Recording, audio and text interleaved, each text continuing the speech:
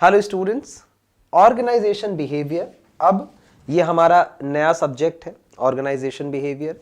ये सब्जेक्ट आपका बीसीए में भी है, बीबीए में भी है और बीकॉम में भी है। एमजीकेवीपी में संचालित होने वाले ये तीनों पाठ्यक्रम बीसीए, बीबीए, बीकॉम, इन तीनों में ये सब्जेक्ट ऑर्गेनाइजेशन बिहेवियर है। बीसीए में ये आपके सेकेंड सेमेस्टर में है, बीबीए में भी आपके सेकेंड सेमेस्टर में है और बीकॉम के आपके फोर्थ सेमेस्टर में ये है। ठीक, तो ये एक बहुत ही इंपॉर्टेंट सब्जेक्ट है जो कि कॉमर्स या मैनेजमेंट की फील्ड में जाने वाले हर एक स्टूडेंट के लिए ये बहुत ही इंपॉर्टेंट है। ठीक, अब जैसा कि नाम सजेस्ट करता है ऑर्गेनाइजेशन बिहेवियर, ऑर्गेनाइजेशन मतलब संगठन, समूह, कोई संस्था, कोई कंपनी, ये क्या है? ये कई सारे लोगों के संगठन से मिल के बनी है, तो इसलिए वो ऑर्गेनाइजेशन।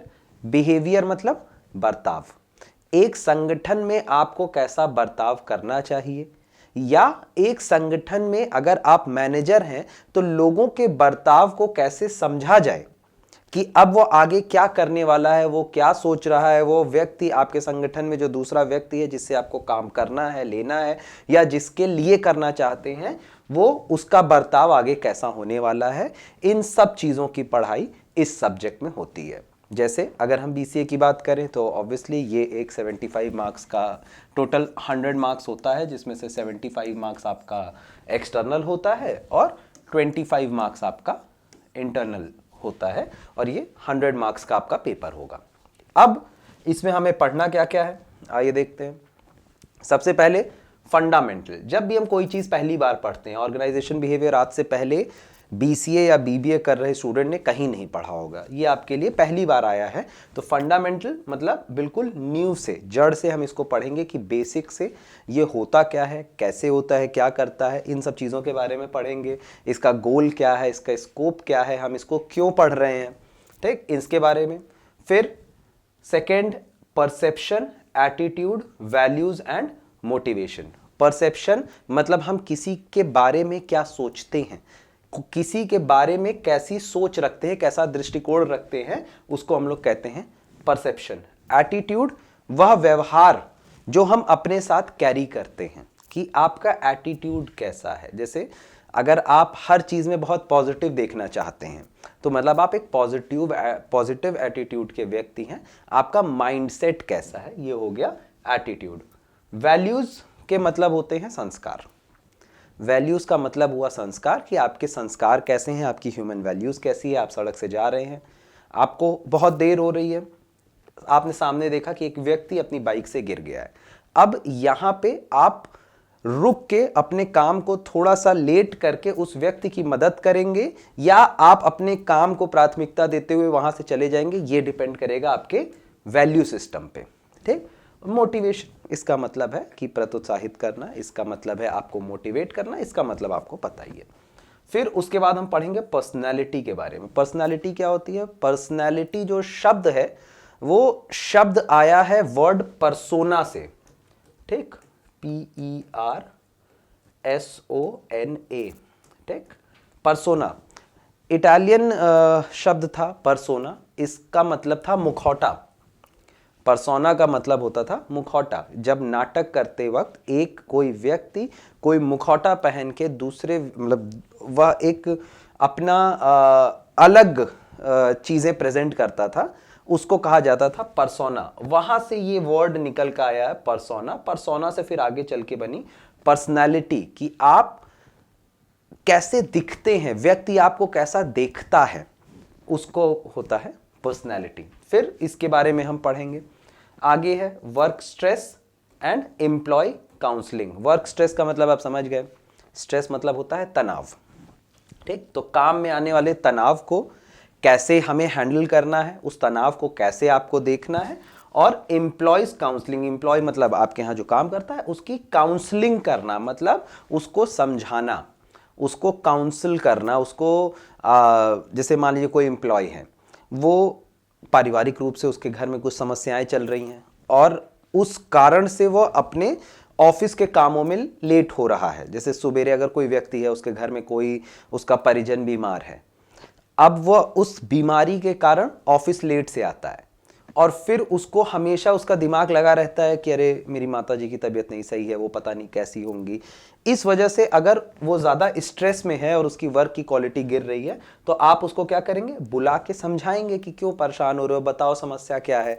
समझाने के साथ साथ आप उसको कई सारे रास्ते देंगे, मार्ग देंगे, आप उसको उसका सल्यूशन देंगे। उसको कहा जाता है काउंसलिंग। ठीक, उसके बाद आप पढ़ेंगे ग्रुप बिहेवियर और लीडरशिप के बारे में। एक समूह में व्यक्ति कैसे बिहेव करता है, और लीडरशिप मतलब आप उसका नेतृत्व या नेता कैसे बन सकते हैं। ठीक, फिर आप पढ़ेंगे कॉन्फ्लिक्ट मतलब झगड़ों के बारे में। अगर किसी व्यक्ति से किसी बात से मतभेद होती है तो उस मतभेद को कैसे सॉल्व किया जाए। And grievance handling. Grievance handling क्या होता है? ग्रीवियंस का मतलब होता है कि किसी मतभेद को या किसी कंप्लेन को आप किस तरह से हैंडल करते हैं। मान लीजिए आप एक दुकानदार हैं और आपके यहाँ एक व्यक्ति, एक कस्टमर अपनी प्रॉब्लम लेके आता है कि मैं आपके यहाँ से ये शर्ट लेके गया था, एक बार धुला ये छोटी हो गई।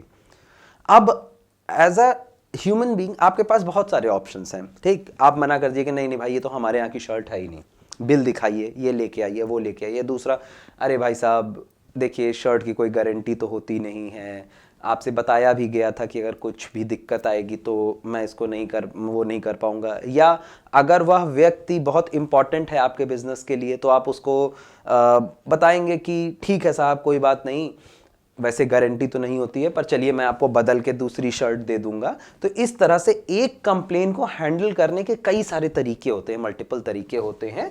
तो उसी चीज को कहा जाता है ग्रीवियंस हैंडलिंग, जिसमें ग्रीवियंस शब्द का मतलब आप लमसम मान सकते हैं कि कंप्लेन से है। ठीक, तो आपको ये 6 यूनिट हैं, ये टॉपिक्स आपको अपने पूरे ऑर्गेनाइजेशन बिहेवियर सब्जेक्ट में पढ़ने हैं।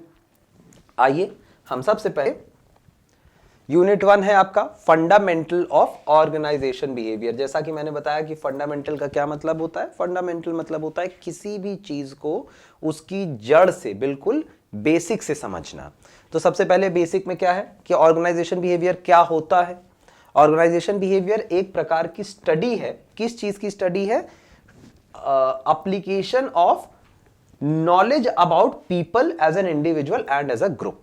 ठीक, किसी भी संगठन में काम करने वाले व्यक्ति को, चाहे आप पर्सनली जानिए मतलब एज एन इंडिविजुअल व्यक्तिगत रूप से जानिए या एक समूह में जानिए, उसके बारे में जानकारी प्राप्त करना और उसके बारे में स्टडी करना और उसको स्टडी करके उसको अप्लाई करना जगह पे, वही होता है ऑर्गेनाइजेशन बिहेवियर। ठीक है, अकॉर्डिंग टू फ्रेड लूथन्स, ठीक, उन्होंने क्या कहा है? Organisation behaviour is to understand, समझना, predicting and controlling human behaviour at work. काम पे किसी भी व्यक्ति को समझना और प्रिडिक्ट करना। प्रिडिक्ट करना मतलब पहले से उसके बिहेवियर को जान लेना और साथ ही साथ कंट्रोल भी करना किसी भी ह्यूमन बिहेवियर को। इसी को हम लोग ऑर्गेनाइजेशन बिहेवियर कहते हैं। ठीक, समझ में आ गया क्या होता है? ये एक प्रकार की स्टडी होता है जिसमें हम चाहे व्यक्तिगत या एक समूह में जो व्यक्ति हमारे ऑर्गेनाइजेशन में काम कर रहे हैं, ऑर्गेनाइजेशन में काम करने वाली व्यक्ति या पूरे समूह के बारे में जानते हैं, स्टडी करते हैं, लोगों को समझते हैं, उनके बिहेवियर को पहले से प्रिडिक्ट कर लेते हैं मतलब पहले से भांप लेते हैं और साथ ही साथ उनके बिहेवियर को कंट्रोल भी करते हैं। इन सारी चीजों की स्टडी को ऑर्गेनाइजेशन बिहेवियर कहा जाता है। उम्मीद करता हूं आप समझ चुके होंगे। ठीक, अब हम देखते हैं कि इसका नेचर कैसा होता है, इसके कैरेक्टरिस्टिक्स कैसे होते हैं। ठीक, इसका क्या क्या कैरेक्टर है, इसका नेचर कैसा होता है ऑर्गेनाइजेशन बिहेवियर का। सबसे पहले ये क्या है? ये एक इंटीग्रल पार्ट ऑफ मैनेजमेंट है। इंटीग्रल पार्ट ऑफ मैनेजमेंट का क्या मतलब हुआ कि देखिए, इंटीग्रल मतलब जिसको तोड़ा ना जा सके। ठीक, यह मैनेजमेंट का एक हिस्सा है, एक जुड़ा हुआ हिस्सा है। ठीक, कैसे हिस्सा है? जैसा कि मैंने बताया कि इसमें आप लोगों के बारे में पढ़ते हैं, उनको समझते हैं, उनके बिहेवियर को पहले से प्रिडिक्ट कर लेते हैं और उसी के साथ साथ आप उसको कंट्रोल भी करते हैं। तो किसी भी संगठन या किसी भी संस्था में यह व्यक्ति को मैनेज करने का काम मैनेजमेंट का होता है। इसीलिए ऑर्गेनाइजेशन बिहेवियर मैनेजमेंट का एक अखंड हिस्सा है। ठीक, it is significant to note that because of the importance of human behavior in an organization, OB has assumed a status of distinct field of studies. यह इतना ज़रूरी है किसी भी मैनेजमेंट के लिए कि वह अपने अंडर काम करने वाले व्यक्ति के बिहेवियर को पहले से भांप सके। इतना ज़रूरी है कि इसीलिए OB मतलब ऑर्गेनाइजेशन बिहेवियर को एक डिस्टिंक्ट फील्ड ऑफ स्टडी बनाई गई है, एक अलग से पूरा सब्जेक्ट बनाया गया है। ठीक, सेकेंड पॉइंट, जैसा कि कहा गया, ये एक फील्ड ऑफ स्टडी है। ठीक, हम यहाँ पे बात कर रहे हैं कि ऑर्गेनाइजेशन बिहेवियर का नेचर क्या है, कैसा है। तो पहली चीज तो ये मैनेजमेंट का एक बहुत इंपॉर्टेंट पार्ट है। दूसरा, यह अपने आप में एक फील्ड ऑफ स्टडी है, अपने आप में ही एक सब्जेक्ट है। ठीक, इसमें क्या है, अलग अलग बॉडी ऑफ थ्योरीज हैं, रिसर्च है और एप्लीकेशन है, जिससे लोगों की वर्क प्लेस के बारे में जानने को और बढ़ावा मिल सके। ये क्या करता है, ह्यूमन बिहेवियर, जो लोग आपके ऑफिस में काम कर रहे हैं उनको, उनके बिहेवियर को प्रिडिक्ट करने में मदद करता है। ठीक, समझ में आ गया। Next, interdisciplinary approach. इंटरडिसिप्लिनरी का क्या मतलब होता है? देखिए, जैसे पहले आप लोग सिर्फ इंटरडिसिप्लिनरी का मतलब समझ लीजिए। कोई व्यक्ति है, वो सिर्फ आर्ट्स पढ़ रहा है। ठीक, आर्ट्स क्या है, एक डिसिप्लिन है। अगर आप सिर्फ आर्ट पढ़ रहे हैं, ठीक, तो आप आर्ट डिसिप्लिन के हो गए। एक व्यक्ति है जो सिर्फ साइंस पढ़ रहा है, वो क्या हो गया, साइंस एक डिसिप्लिन है, वो भी साइंस डिसिप्लिन का व्यक्ति हो गया। पर कोई अगर ऐसा व्यक्ति है जो आर्ट्स भी पढ़ रहा है, वो साइंस भी पढ़ रहा है, वो कंप्यूटर्स भी पढ़ रहा है, तो वो क्या कर रहा है, वो मल्टीपल डिसिप्लिन्स पढ़ रहा है। ठीक, इंटरडिसिप्लिनरी का क्या मतलब हुआ कि आप आर्ट्स में भी हैं, आपका उपयोग आर्ट वालों को भी है, आपका उपयोग साइंस वालों को भी है, आपका उपयोग कंप्यूटर वालों को भी है, तो आप क्या हो गए, इंटरडिसिप्लिनर हो गए। ठीक ठीक, इंटरडिसिप्लिन हो गए। अब क्या है, ये क्या है, जैसे हम ऑर्गेनाइजेशन बिहेवियर कह रहे हैं कि इसका नेचर कैसा है, इसका नेचर इंटरडिसिप्लिनरी अप्रोच का है। क्यों? क्योंकि ये साइकोलॉजी में भी यूज होता है, साइकोलॉजी मतलब मनोविज्ञान, ये सोशियोलॉजी में भी यूज होता है मतलब समाजशास्त्र, और ये एंथ्रोपोलॉजी में भी यूज होता है। ठीक, तो कहां, यहां ये अलग अलग जगहों पे यूज हो रहा है, अलग अलग डिसिप्लिन्स में यूज होने वाली चीज है, इसलिए ये एक इंटरडिसिप्लिनरी अप्रोच है। ठीक, चौथा क्या है, इसका नेचर कैसा है, ये एनालिसिस ऑफ बिहेवियर करता है, लोगों के बर्ताव को समझता है, उनको एनालाइज करता है। किसी भी इंडिविजुअल या ग्रुप किसी ऑर्गेनाइजेशन में कैसा बिहेव करेंगे, कोई भी व्यक्ति या पूरा समूह किसी भी ऑर्गेनाइजेशन में कैसा बिहेव करेंगे, उसको एनालाइज करता है। ठीक, और क्या करता है, किसी भी इनकरेक्ट अजम्पशन, मतलब अगर आप किसी के बारे में एक गलत धारणा लेके चल रहे हैं, किसी व्यक्ति के बारे में, समूह के बारे में या ऑफिस के बारे में, अगर कोई गलत धारणाएं होती हैं तो उनको दूर करने का भी काम करता है। ठीक, यहां पे एक वर्ड है, it provides rational thinking about people. Rational thinking मतलब सही सोच, संतुलित सोच। ठीक, किसी व्यक्ति या किसी संस्था या किसी समूह के बारे में संतुलित सोच बनाने का भी काम करता है।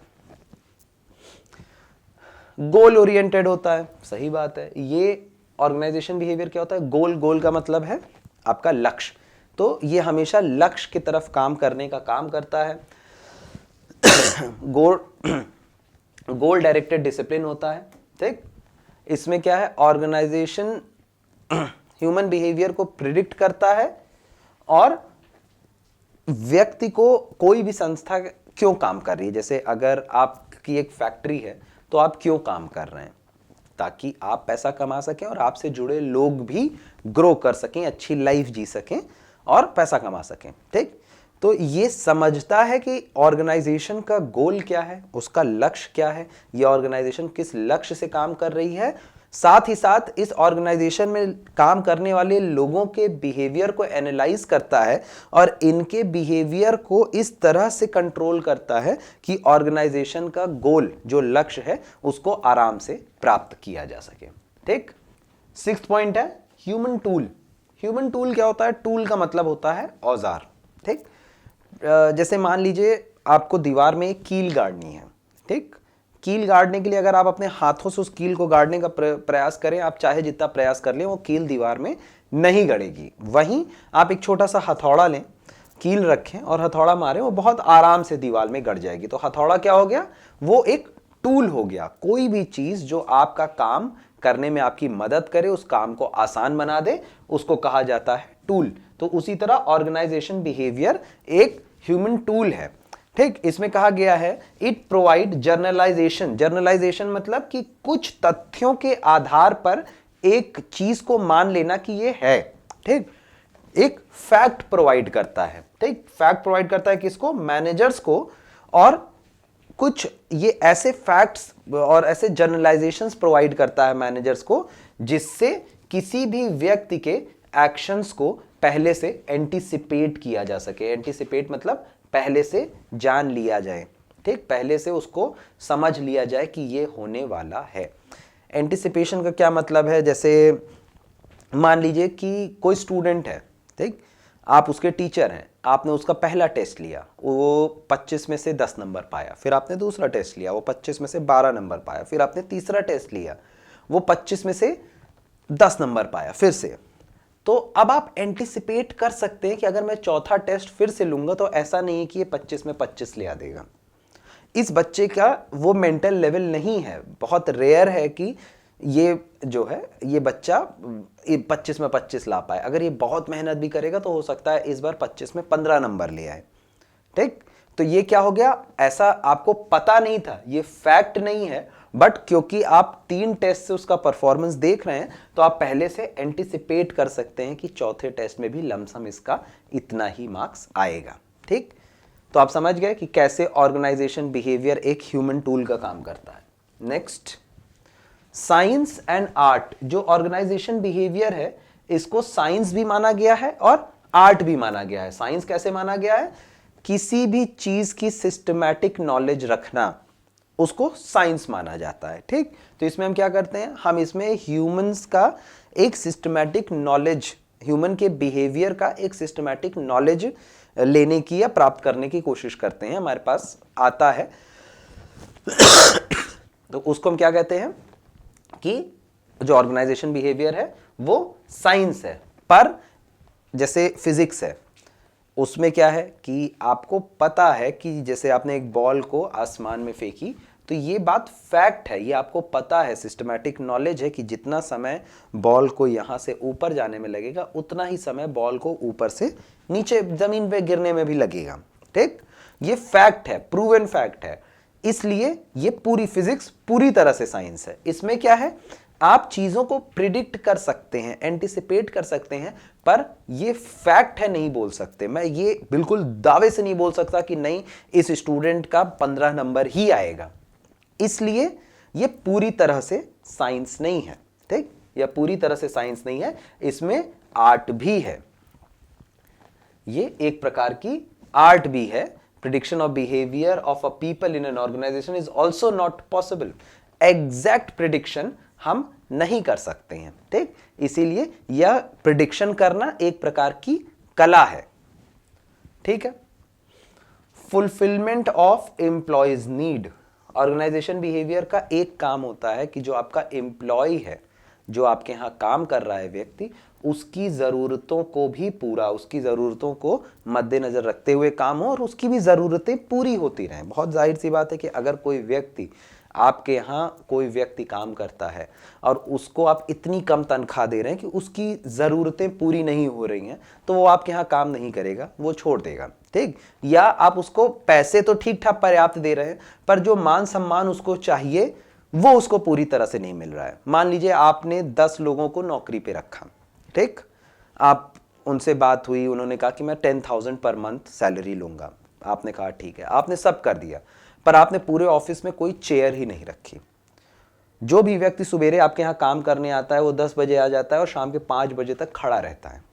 ठीक, इस तरह से कोई व्यक्ति कितने दिन तक काम करेगा? वहीं सेम, अगर सेम बगल की फैक्ट्री में उस व्यक्ति को 10,000 की बजाय 9,000 रुपए ही मिले, पर बैठने के लिए वहां पे उसको कुर्सी भी मिले, तो वो आपकी नौकरी छोड़ के उसके यहां नौकरी करने लगेगा। तो ये क्या है? एम्प्लॉयज की नीड थी। कि वो बैठ के काम करना चाहते थे, पर आपने उनकी नीड को नहीं समझा।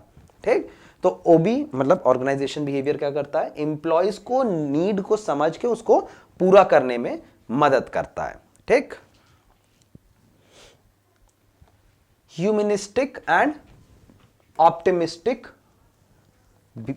ऑर्गेनाइजेशन बिहेवियर क्या करता है, अपनी एक ह्यूमनिस्टिक और ऑप्टिमिस्टिक अप्रोच रखता है। ह्यूमनिस्टिक का क्या मतलब होता है, मानवता, और ऑप्टिमिस्टिक का क्या मतलब होता है, वह चीज जो हमेशा पॉजिटिव देखें। ठीक, ऑर्गेनाइजेशन बिहेवियर हमें सिखाता है कि हमें हमेशा अपने एम्प्लॉयज से एक ह्यूमनिस्टिक अप्रोच रखना चाहिए।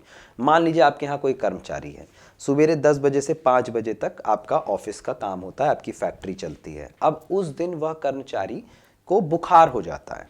ठीक, उसकी तबीयत खराब हो जाती है, बुखार हो जाता है, वो आप मैनेजर हैं उस फैक्ट्री के, वो आपके पास आता है, कहता है सर मेरी तबीयत बहुत खराब लग रही है, मैं 2 बज रहा है, मैं घर जाना चाहता हूँ।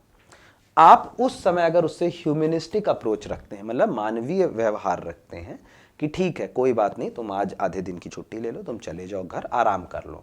हो सकता है किसी दिन जब आपकी कंपनी में काम ज्यादा होगा तो वह व्यक्ति इस आपके ह्यूमनिस्टिक अप्रोच को याद रखेगा और मानवता के नाते और ज्यादा मेहनत करने के लिए तैयार रहेगा, आपके ऑर्गेनाइजेशन से एक जुड़ाव रखेगा। ठीक, तो इसलिए बहुत जरूरी है कि आप अपनी कंपनी में एज अ मैनेजर एक ह्यूमनिस्टिक अप्रोच रखें, और ऑप्टिमिस्टिक का मतलब है कि हमेशा पॉजिटिव देखें। देयर इज अ ऑप्टिमाइजेशन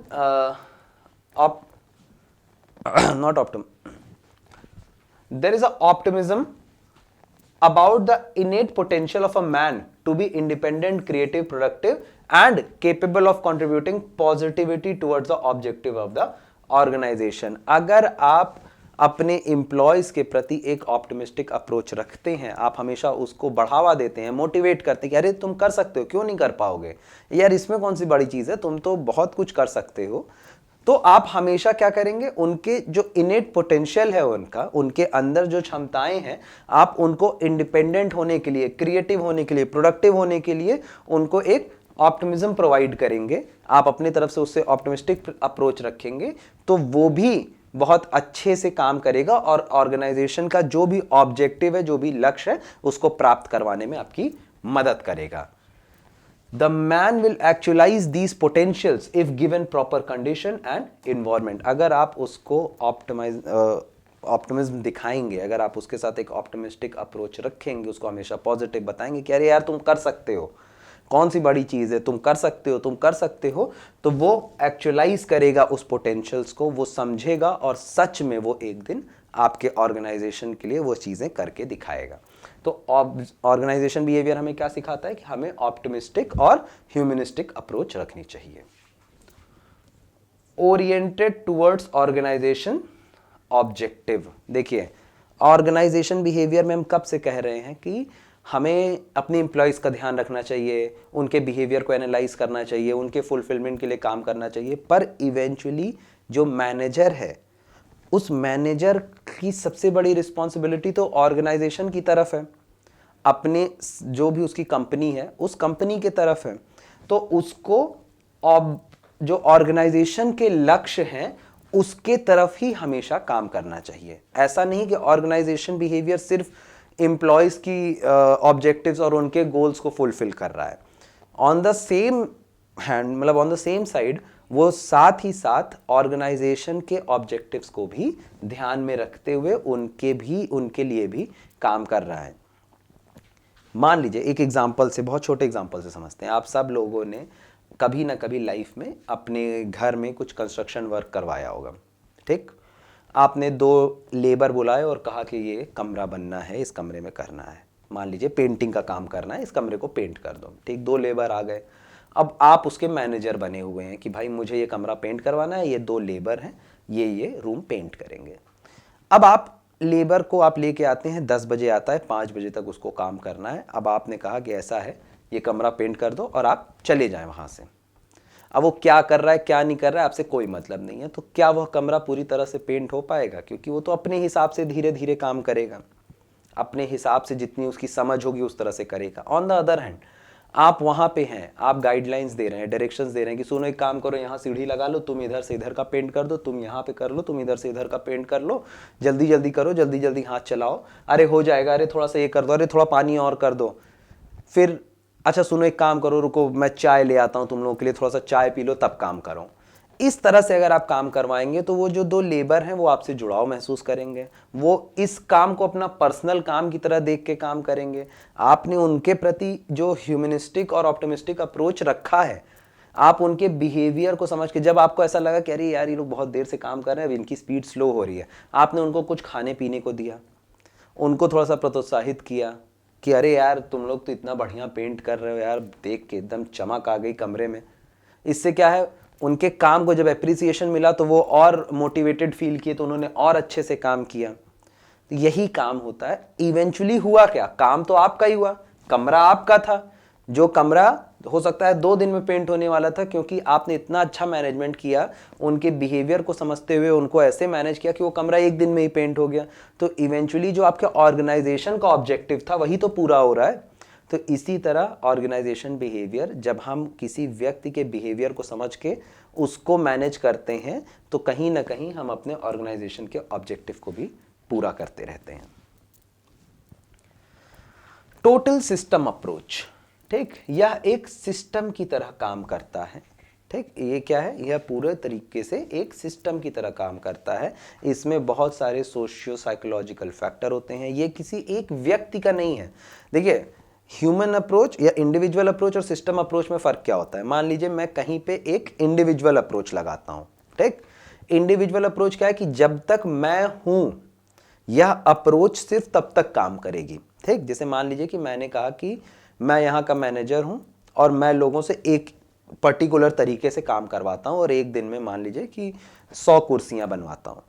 ठीक, अब जिस दिन मैंने यह नौकरी छोड़ दी, जो दूसरा मैनेजर आएगा वह अपने तरह से काम करवाएगा, और हो सकता है वो 110 कुर्सियाँ बनवा ले या हो सकता है वो 90 ही कुर्सी बनवाए।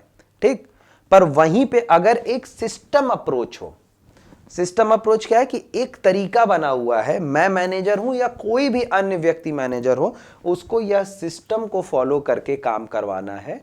तो ये इररिलेवेंट है कि मैनेजर मैं हूं, एक्स है, वाई है, जेड है, रमेश है, सुरेश है, कोई भी है, कुर्सी प्रतिदिन 100 की 100 बनती रहेगी। ठीक, यही फर्क होता है सिस्टम अप्रोच में और इंडिविजुअल अप्रोच में। तो ऑर्गेनाइजेशन बिहेवियर क्या है, एक सिस्टम अप्रोच है, एक पर्टिकुलर सिस्टम का निर्माण होता है और उसी सिस्टम के हिसाब से पूरी ऑर्गेनाइजेशन वर्क करती है, मैनेजर्स वर्क करते हैं और एक पर्टिकुलर रिजल्ट मिलता है। ठीक, चलिए फिर आज के लिए मुझे लगता है कि इतना काफ़ी रहेगा। हम अगले वीडियो में धीरे धीरे इसको कंटिन्यू करेंगे। Thank you very much.